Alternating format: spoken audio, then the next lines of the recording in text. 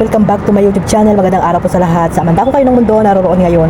At ito nga guys, panibagong reaction mga Kalingap sa upload po ni Kalingap Rab about po dito sa tatlong bata. At dito po napag-alaman ni Kalingap Rab na itong isang bata ay kamukha po ng artista no, na si ano yun, tawag dito? Si Makisig Morales mga Kalingap.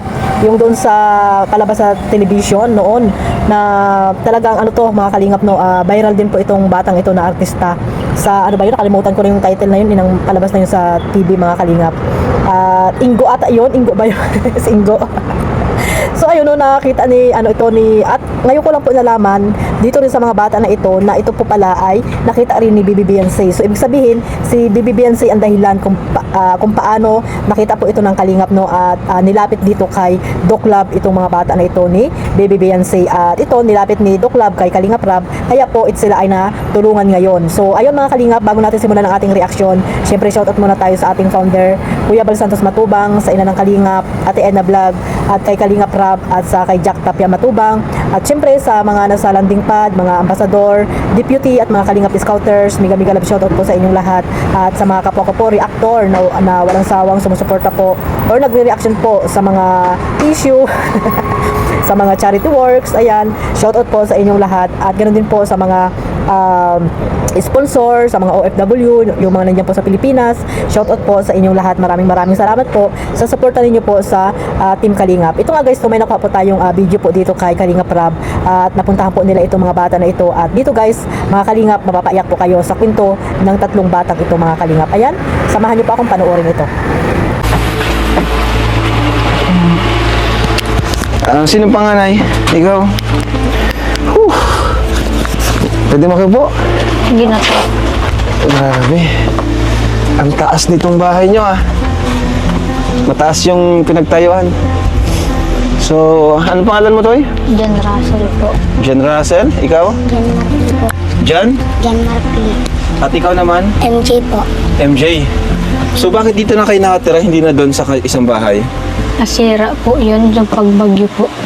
Kaya ito na lang. Opo, ginawa po itong tangkal dati po. So, John Russell? Ako po. Ay, John Russell, John... Markley. Ayan. Pasensya na. Napagod pa kami, pataas dito. Kilala niyo ako? Hindi. Kilala mo? Sino? Hindi ka na pangalan. Pero nakikita mo ako Sa TV. sa TV. Uy, pero tayo. Wala man ata kasi kayong no? Pwedeng pagpanooran Wala. So, ayan. Ang trabaho ng papa mo? Traction. Construction? Okay. Construction worker ang papa mo. Ang mama mo naman? Patay. Sa ibang bansa po ito nagtatrabaho po.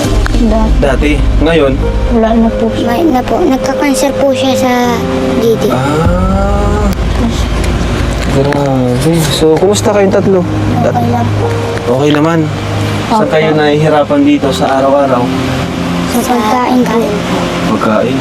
Kaya nag-asikaso po si Papa. Construction worker si papa mo. Di ba siya nag-asawa ulit? Hindi po. Sino yung nakagat ng aso? Ako po. Ikaw, naku, napaturukanan. At ang sabi ni Dr. Love, namatay daw yung aso. Ako. Naku, ano yan? Ibig sabihin, may rabies talaga kapag ganun. Kadalasan pag namatay yung aso. Di ba bro? May rabies yun. So, huwag niyong pabayaan yan Ilang turok yan. Alam niyo naman yung nakikita natin, di ba? Sa mga reels, yung mga nakakagat ng aso, biglang after ilang years or months, biglang parang nag-iiba na. So, huwag mong pabayaan yan. Dapat ilang turok yan. Ang alam ko, mga 3 turok ata yan. 4. Huwag mong pabayaan Pang 2 na po. Yan. Labanan natin yan kasi mahirap na kaysa magsisi tayo sa huli. Kasi pag andyan na yung signs o yung sintomas, mahirap ng labanan. Panganay ka pati. Paano mo sila inaalagaan mga kapatid mo? Inaasikaso ko po pag may pasok po sila. Ako po nagluluto dito. Inihintay ko lang po sila dito. Mahirap ba maging panganay na wala ng mama? Opo. Kayo, na-miss yun ng mama nyo? Opo. Bakit? Kailan lang nawala yung mama nyo? Si ano po ito? Tagal na po yun. Nalimutan na po. Ako. Grade 2. Na-miss mo na. Anong pangalan niya? Maricel po. Maricel po. Pero kaya nyo naman. Matatatag naman kayo. Opo. Tatlong lalaki lang kayo, walang ibang kapatid. May kapatid po kami sa Sa ama. Sino sunod sa kanya? Ikaw? Ilan taong ka na? 10 po. Ikaw? 9. 9. Ilan taong ka na, Toy? 13. So, kumusta kayo? Masaya ba kayo? Ako po. Bakit kayo masaya? Kasi po dumating kayo dito. Uy, grabe. Pero ikaw naman, bakit ka masaya? Yun lang po si sinabi niya. Ganun lang po. Ikaw, Toy? Ganun din. Masaya ka na dumating kami. So, kami ang Team Kalingap, no? Ako si Kuya Rab. Tandaan nyo na? Ay, yung sinasabi po ng Doklab. Oo, na nandito para tulungan kayo. Para kahit pa paano makatulong sa inyo. Di ba sabi nyo, nagugutom kayo dito. Wala kayong pagkain. Tama? Opo. At wala din kayong sa school siguro. Kulang minsan ang baon nyo. So, tutulungan ko kayo. No? Sa tulong ng ating mga viewers and subscribers. Ayan. So, ano pa yung problema nyo dito? Ikaw bilang panganay, saan ka nahihirapan dito? Kasi pag-aasikaso po sa kanila, pag wala po nahirapan po kung magpaamak po pag maluto. Kasi maaga kayong pumapasok. Sila po pumapasok. Di ka pumapasok? Hindi pa, ay pumapasok po pero may pumapasok. Hindi pa kayo walang pasok. Bilang panganay, ano yung may papangako mo sa dalawang kapatid mo na to? Ang liliit pa, oh. Kasi wala nang mama mo, ikaw lang tumatakbong magulang. Papa mo nagtatrabaho, di ba? Andito po. Nandyan naman. Ikaw naman, syempre, panganay ka. Anong maipapangako mo sa dalawang mong kapatid? Mahal na mahal mo sila, di ba? Opo. Hmm. Sinasabihan ko lang po sila magpatatag para hindi po sila matakot kung may ano po sila may kailangan.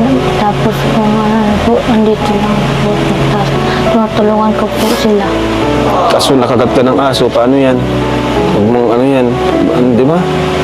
Mahirap na pag may nangyari sa'yo masama, kawawa yung kapatid mo. No? Ikaw, ang pangalan ito, John Marky, ano? Opo. Ikaw, John Marky, ano yung gusto mong sabihin kay kuya mo at sa iyong mga kapatid? Kasi tatlo lang kayo dito. Salamat po kuya ta hindi niyo po kami binayaan sa araw-araw at sa pagluto mo kahit kami ay kahit ikaw ay nahihirapan na. Yun lang po. Grabe naman. Baka pa nga kayo magkakapatid. Kasi puro lalaki kayo. Kasi ang anak At ayun nga no mga kalingap, at yung mga bata nga no mga kalingap ay nakita po ni Doklab at ayan inilapit po dito kay Kalingap Rap.